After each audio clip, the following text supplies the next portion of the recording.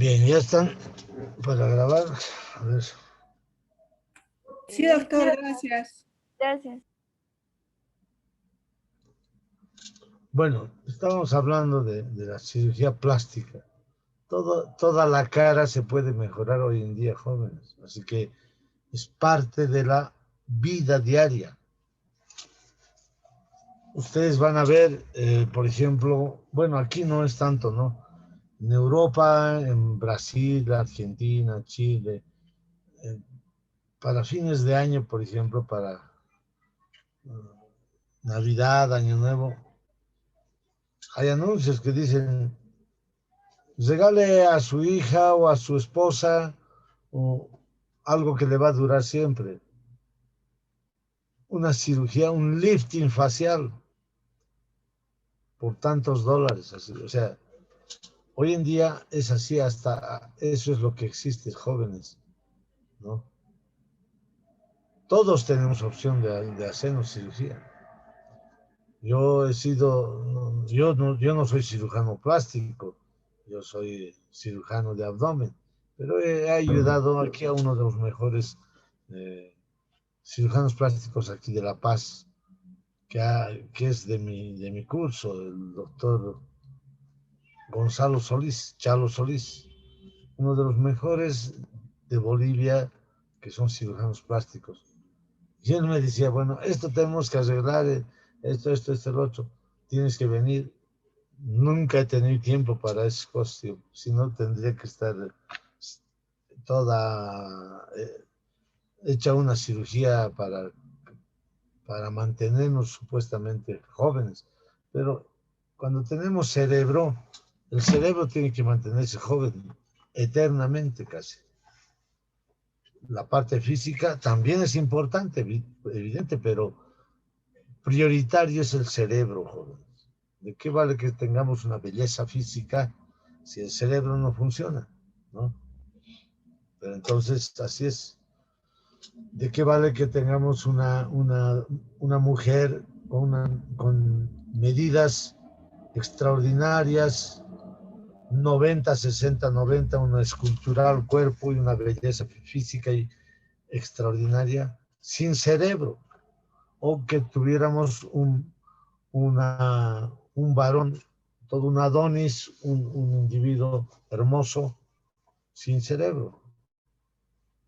Por eso primero cultivaremos el cerebro y paralelamente podemos hacer toda la mejora que pueda haber en la cara, etc. Pero si alguno de ustedes se va a animar a hacer la cirugía plástica, tiene que ser un artista, un artista.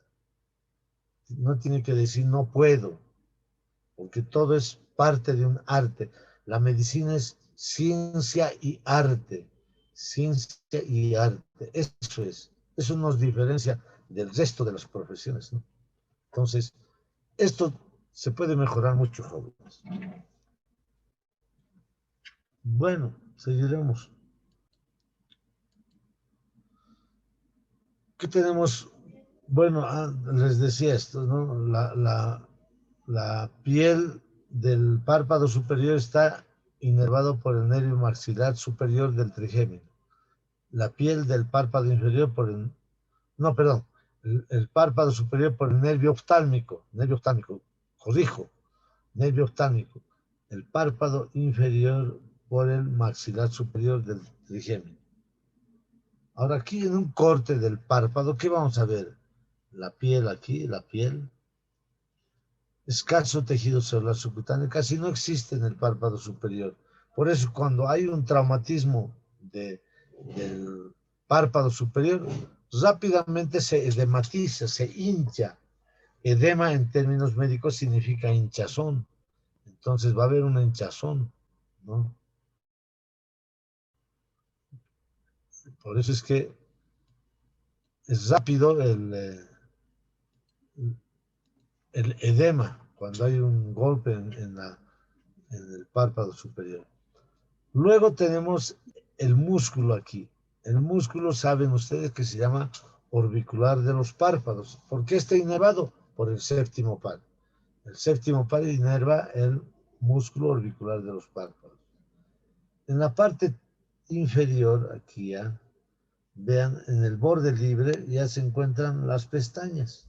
Están implantadas las pestañas. Las pestañas, ¿qué función tienen? Tienen la función de proteger al globo ocular del polvo que existe de afuera. Pero generalmente en las damas, y así se ponen muy, muy lindas, se hacen revolver las pestañas hacia arriba. Entonces ya no cumple la función específica de proteger, ¿no? Que debería ser esa. Pero bueno, eso no es problema, ¿no? Se resolverá nomás. Cerca del músculo auricular de los párpados, vean ustedes, llegando ahí a entrelazarse con las fibras del orbicular de los párpados, está este músculo, el músculo elevador del párpado superior. Ahí. Después de ese plano, vamos a ir atrás, vamos a encontrar el tarso. Este se llama tarso, es un cartílago que está en la parte profunda del párpado, el tarso. En medio del tarso encontramos unas glándulas importantes que son las glándulas de meibomio. Las glándulas de meibomio son las que segregan normalmente una sustancia, una secreción en realidad, que en las mañanas cuando nos despertamos tenemos que estar frotándonos para retirar la secreción que se conoce con el nombre de legañas. No son lagañas, son legañas que están segregando las glándulas de meibomio. Si estas glándulas en todo el párpado se inflaman, vamos a ver imágenes, se denomina blefaritis, no se dice parpaditis. Blefaritis, inflamación del párpado es eso. Hay una inflamación del párpado, todo el párpado. Hay algunas otras glándulas más pequeñitas como las glándulas de Moll o las glándulas de Sayce aquí, que segregan también una sustancia, una secreción para mantener más o menos húmeda esta parte terminal del borde libre del párpado. Y tapizando la cara interna del tarso, de este cartílago, se encuentra la conjuntiva. Ven, esta es la conjuntiva. Entonces, esa es la estructura del párpado. Aquí vamos a ver otra vez la piel, escaso tejido celular, alguna glándula sudorípara. Luego tenemos el músculo orbicular de los párpados, la pestaña, las glándulas de Moll, el músculo elevador del párpado superior, tarso, aquí las glándulas de meibomio, y en la parte interna está, vean ustedes aquí, la conjuntiva que está tapizando la cara interna del párpado hasta un fondo de saco que se encuentra entre el párpado y el globo ocular, y se continúa con la porción vulvar de la conjuntiva. Por lo tanto, la conjuntiva va a tener una porción palpebral y una porción vulvar. Aquí vemos. Aquí está. En color verde es la conjuntiva palpebral. El fondo de saco, que es en color rojo, y en azul está la porción denominada conjuntiva vulvar. Entonces, esto es lo que nos interesa. Lo que tapiza al ojo y al párpado es la conjuntiva. Por eso la inflamación de la conjuntiva se llama conjuntivitis. Aquí vemos una conjuntivitis. Aquí está, ven ustedes una vasodilatación, ya microscópica inclusive, vasodilatación de la conjuntiva. Aquí, al revolver el párpado superior para ver lo de abajo, aquí se ve el cartílago. Este es el cartílago, el tarso. Y recubriendo al tarso Esta es la conjuntiva palpebral o tarsal. Y la que está cubriendo al ojo es conjuntiva vulvar. Entonces aquí estamos ante una conjuntivitis. Aquí se ve perfectamente una conjuntivitis. Generalmente las conjuntivitis son cuando existe viento. Nosotros estamos en el viento, ¿no? Entonces tenemos bastante bien en lugares ventosos. Hay pues esta situación de que puede irritarse fácilmente nuestra conjuntiva y se produce una conjuntivitis, ¿no? Aquí algunos que me dicen, no saben, me van a confirmar o no, los de Puno, o si hay de Juliaca aquí también. En Juliaca me han dicho que se llama la ciudad de los cuatro vientos. ¿Dices que es así o no? ¿Alguien sabe? La ciudad de los vientos, doctor. De los vientos, ¿no? La ciudad de los vientos. Sí. Bueno, no de los cuatro vientos, de los vientos. Entonces, en Juliaca, por ejemplo, es necesario colocarse gafas, pues si hay viento. ¿Por qué? Levanta polvo, tierra, viene, siempre está. Entonces, es bueno protegerse con gafas. Cuando vayamos nosotros a un lugar, por ejemplo, en el altiplano prácticamente el lugar ventoso, ahí es muy frecuente las conjuntivitis. Por ejemplo, yo he viajado a varias minas aquí en Bolivia, de gran altura. La mayoría de la gente está con conjuntivitis. ¿Por qué no usan lentes? Es un lugar ventoso, ¿no? Y parece normal, eso no es lo normal. Hay que protegerse, hay que proteger. Esto es conjuntivitis por cuerpo extraño, nada más por el viento, la irritación. Ahora, entre las 11 de la mañana y 3 de la tarde hay que cuidarse porque el cambio de los rayos ultravioleta a infrarrojo en ese horario daña también a la visión. Por eso es que es bueno protegerse. Cuando vamos a la cordillera, donde hay mucha nevada, el reflejo de la nevada, de la luz que hace reflejar la nevada cuando hay sol, eso daña la vista. Por lo tanto, es bueno protegerse con gafas oscuras. Es por norma ya, para evitar todo ese reflejo que nos encandila eso. Entonces, jóvenes, esos son algunas recomendaciones que les doy. Ojalá pues lo apliquen, ¿no? Es necesario que ustedes se protejan, ya sepan protegerse. Entonces, esta es una conjuntivitis, joven. Y esto se resuelve unas gotitas de vasoconstrictor que hay en colirio, suficiente, pero no podemos hacer permanentemente, ¿no? Alguna vez será. Y aquí tenemos, miren, la inflamación del borde del párpado, donde las glándulas de Meibomius se han inflamado y están segregando pus. A esto se llama blefaritis. Vean ustedes, en todo el borde, blefaritis. Y aquí está después del tratamiento, ¿no? Aquí vemos otras imágenes importantes, ¿no? Aquí tenemos, esta es una blefaritis, vean ustedes, inflamación de los párpados.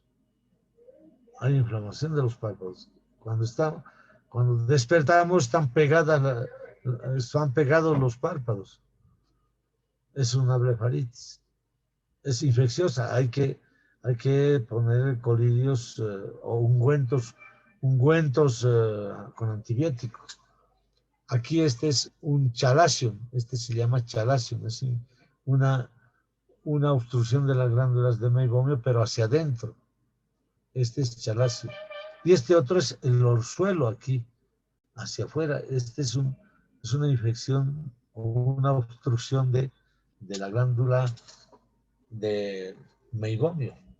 Aquí, jóvenes, vamos a aplicar una ley. Tenemos que conocer una ley. En medicina hay leyes que debemos cumplirlas, no es como las leyes que no cumplimos de nuestro país, no cumplimos muchas leyes por irresponsables. Yo por lo menos trato de cumplir siempre las leyes. Yo, por ejemplo, cuando voy en una carretera, o bueno, aquí en la ciudad, si es luz roja, tengo que parar, así no hay ni un vehículo por todo lado. Así me estén tocando bocina por atrás, no les hago caso. Porque tengo que respetar la luz roja. Es parte de la norma. Así es. Entonces, eso es fundamental. Aquí en el cuerpo humano, nosotros tenemos que cumplir las leyes. Aquí se cumple la ley. Órgano obstruido, en este caso se obstruye órgano infectado. Se obstruye una glándula de meibomio, se infecta. Órgano obstruido, órgano infectado. Aquí ya ven, y hay una infección, un orzuelo y un chalacio. Esto se drena. Esto ligeramente podemos comprimir y va a salir el contenido purulento. Y ahí se cumple otra ley. Absceso drenado, absceso curado. Porque aquí, ¿qué es el absceso? Es una colección de pus aquí adentro. Una colección de pus. Entonces, absceso drenado, absceso curado. Drenar quiere decir que se saca. Eso es drenar, extraer, evacuar. Eso es drenar. Entonces, absceso drenado, absceso curado. Así es. Esto se va a curar así, de esa manera. Finalmente, este mensaje importante, vamos a seguir todavía. Las personas que más me han enseñado a lo largo de mi carrera son las que me mostraron lo que yo no veía. Muchas veces decimos, ¿qué es pues? ¿Cuál es? Aquí está, nos dicen. Esto es pues, ahí nos desasnamos, ahí dejamos de ser ignorantes. Eso es importante. Bien, y aquí tenemos al padre de la anatomía, Andreas Vesalier. Andreas Vesalier ha sido un extraordinario estudiante de medicina que estudió en la Universidad de Padua, en Italia, en el siglo XV. Él fue uno de los, prácticamente el primero, que hizo unas exposiciones de los cadáveres mostrando la anatomía en las plazas. Sus alumnos eran Bartolomeo Eustaquio y Jean Falopio, que tenemos nosotros los nombres de ellos en los huesos, ¿no? Falopio, el acueducto de Falopio, las trompas de Falopio, la válvula de Eustaquio, la trompa de Eustaquio, etc. Sus alumnos. Morgagni también era su alumno. Tenemos ahí válvula de Morgagni, varias cosas de Morgagni. Pero él era el padre, el profesor de ellos. Y gracias a él hemos aprendido anatomía. Su primer libro ha sido un libro que sacó en ese tiempo que era Di Fabrica Humani Corpori, que quería decir la fábrica del cuerpo humano. Su primer libro y único libro en anatomía en esos tiempos. El primer libro de medicina ha sido ese libro. Entonces, un extraordinario hombre que después murió, estuvo enfermo, parece que le atacó en ese tiempo la famosa lepra, y él se alejó de la ciudad y murió abandonado en un lugar que no se sabe todavía. Entonces, este ha sido el padre de la anatomía. Entonces, jóvenes, vamos a seguir ahora con la parte, vamos a terminar con la parte que corresponde a vías lagrimales. Hasta ahí, entonces, párpados.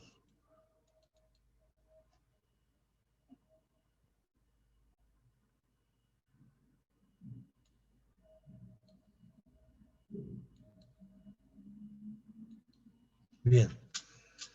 Las vías lagrimales, como su nombre indica, es el camino que siguen las lágrimas para evacuar las lágrimas. ¿Dónde se producen las lágrimas? En las glándulas lagrimales. ¿Dónde se encuentran las lágrimas? se encuentran o dónde se van a formar las lágrimas. En las glándulas lagrimales. ¿Y dónde se encuentran las glándulas?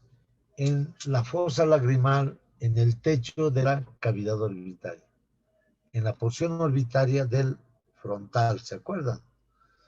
Presenta dos contingentes o dos partes, la glándula lagrimal, una parte principal y un accesorio. Las dos partes van a segregar, a través de unos conductos finos, van a segregar las lágrimas hacia la parte externa del globo ocular.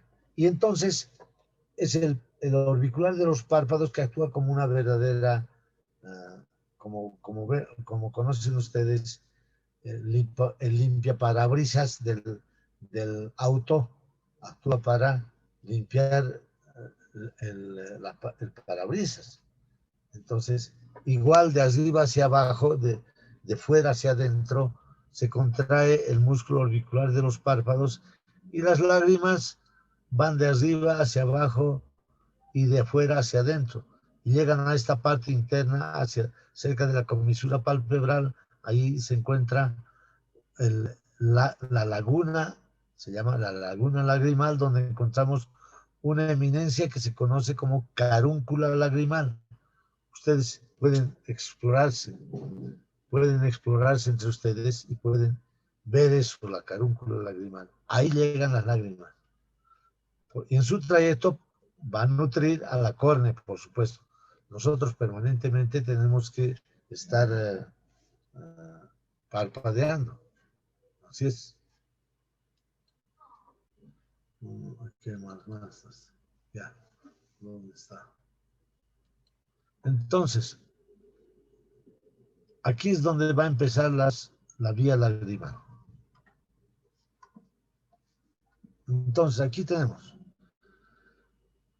está la carúncula lagrimal, ahí empieza un punto que se llama punto lagrimal o angustia, porque es un lugar muy fino por donde van a ingresar las lágrimas.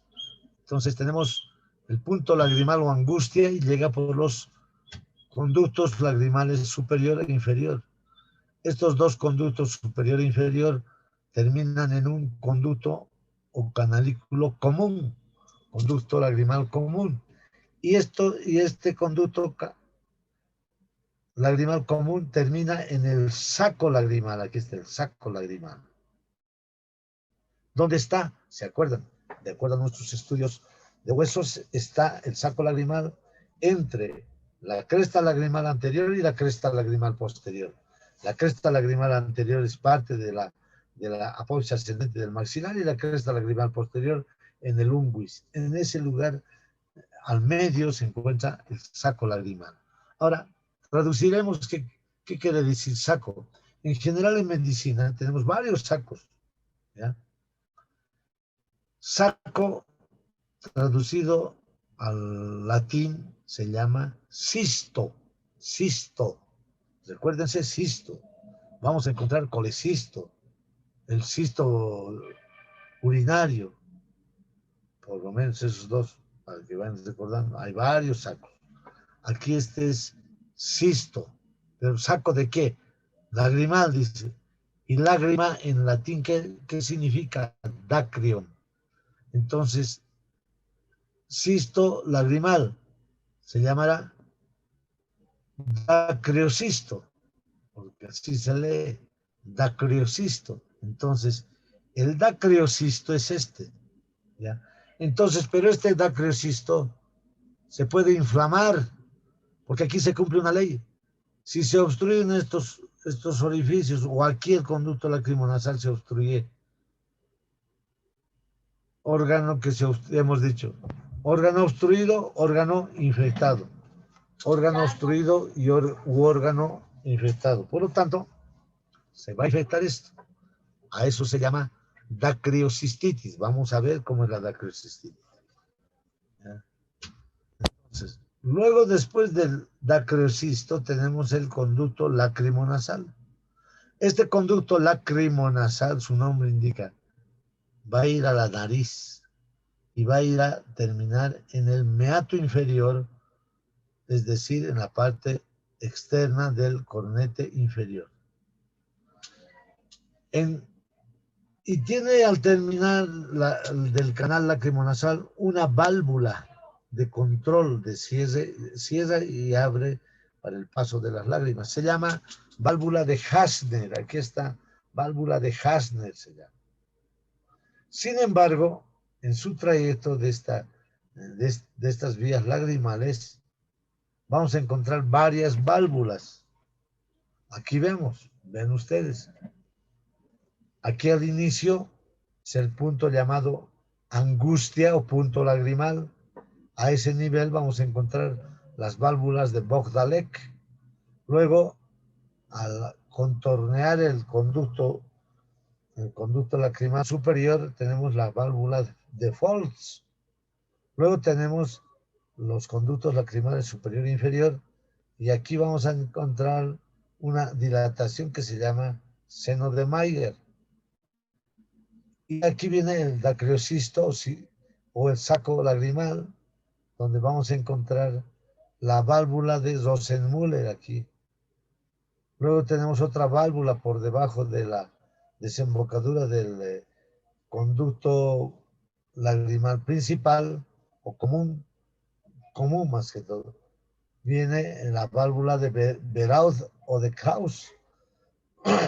Y más abajo, la válvula de Taillefer, el de Taillefer. Y finalmente, la válvula de Hasner, que hemos dicho que es la que se encuentra en la desembocadura del conducto lacrimonasal. Y aquí está el meato inferior. Aquí ya viene el meato inferior. Y el cornete es este. Y este es el tabique nasal.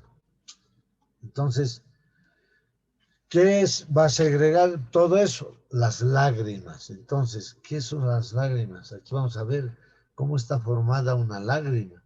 Las lágrimas vienen y bañan aquí a la córnea y nutren a la córnea. ¿Qué partes va a tener una lágrima? Es bien especial, muy interesante. Va a tener una porción de mucina, es la córnea, esta córnea. Es una parte de mucina y una porción de acuosa. Y una película como una capa lipídica. Así es. Aquí está una lágrima. Esta lágrima tiene además una sustancia enzimática que se conoce con el nombre de lisosima. Entonces, tiene una capa lipídica, acuosa, una capa mucosa. Ahí va a ser. Ahora, ¿cuál es la composición de las lágrimas? Esta es la comparación con el suero. Va a haber bicarbonato, sodio y potasio. ¿Qué va a producir eso? Sodio y potasio es la sal.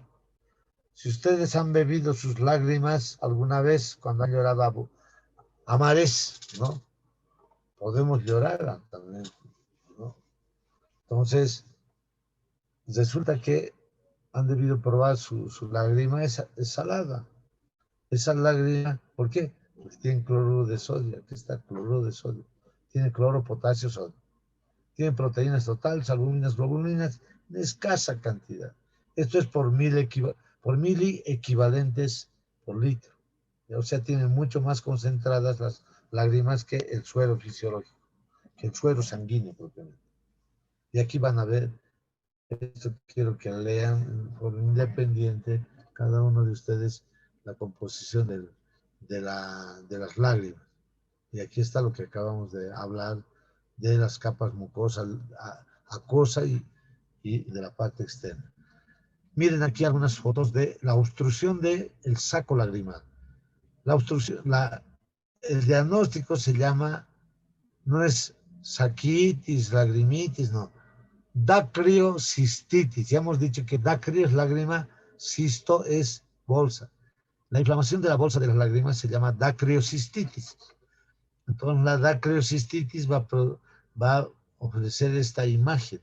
Hay un edema, una hinchazón por delante del saco lagrimal. Y entonces aquí, por ejemplo, de un adulto, de un niño, de una señora y de otro niño. Entonces, órgano obstruido, órgano infectado. Además, aquí en este niño hay una blefaritis terrible, vean ustedes. Pus, blefaritis más. ¿Qué se tiene que hacer? Desobstruir. Esto se debe desobstruir. Y para eso, ¿qué se necesita? Es necesario evacuar esa pus. Ya hemos dicho, como ley también, órgano o absceso, es un absceso. Absceso drenado, absceso curado. Y se utiliza este aparatito que a veces se introduce como parte de la vía para lavar estos conductos. Son finos, muy finos, estos catéteres para lavado. ¿Ya? Entonces aquí tenemos un componente importante en las lágrimas que es la lisosima. Es un componente importante, ¿ya? Normalmente tenemos todos lágrimas, pero hay una enfermedad muy frecuente en los pacientes, una enfermedad que ustedes deben conocer en los niños, en los jóvenes, se llama artritis juvenil, pero no tanto en ellos, sino mucho más en los adultos, es la artritis reumatoidea.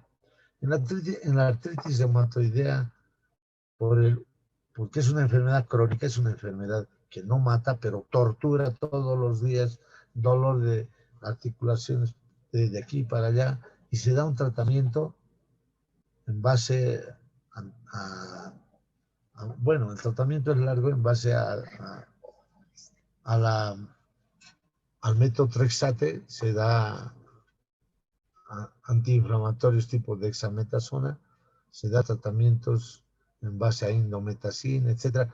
Se han utilizado un sinfín de tratamientos. Pero ¿cuál es el problema de la medicación? Que va a producir el síndrome del ojo seco, que es la enfermedad de Sjögren, así se llama.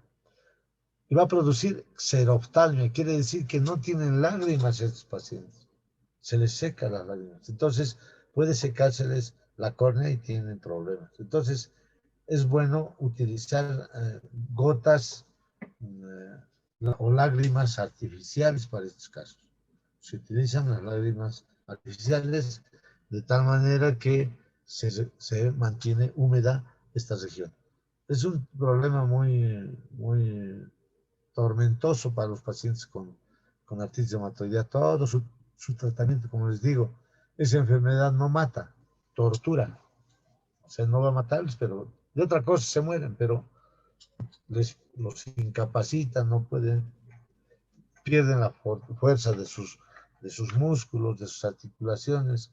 Un papel que agarran, lo sueltan, no pueden ni siquiera coger correctamente. O sea, es un gran problema, no pueden escribir.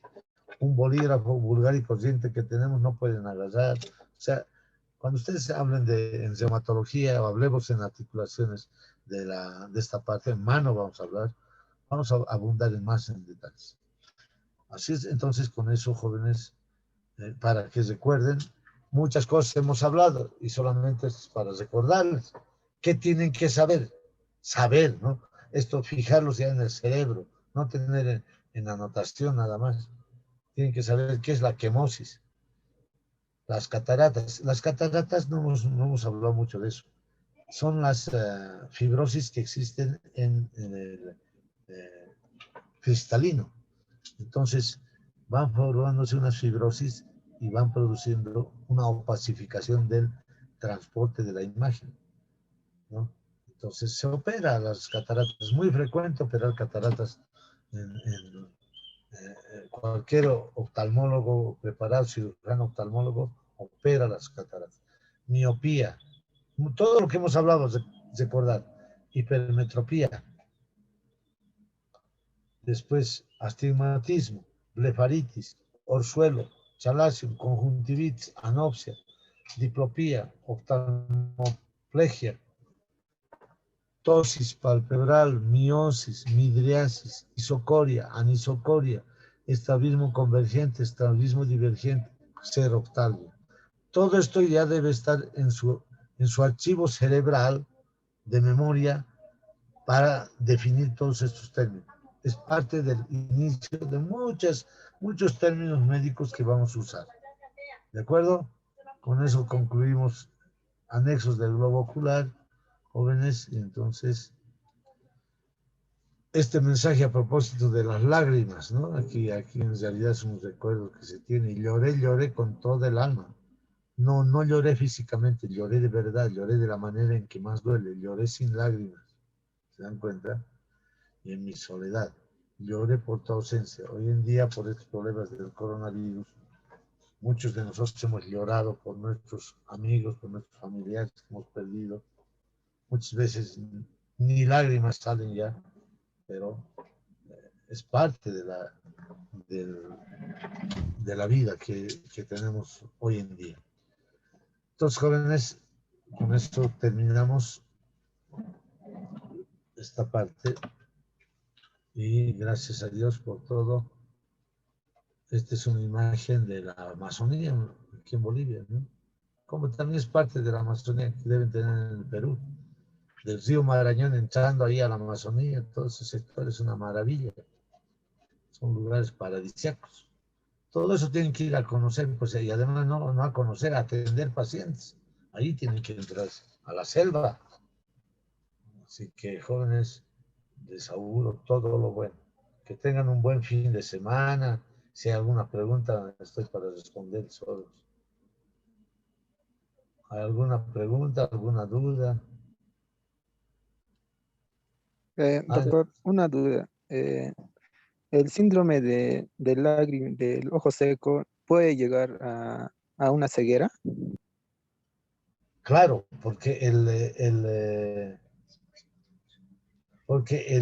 la córnea se va a secar.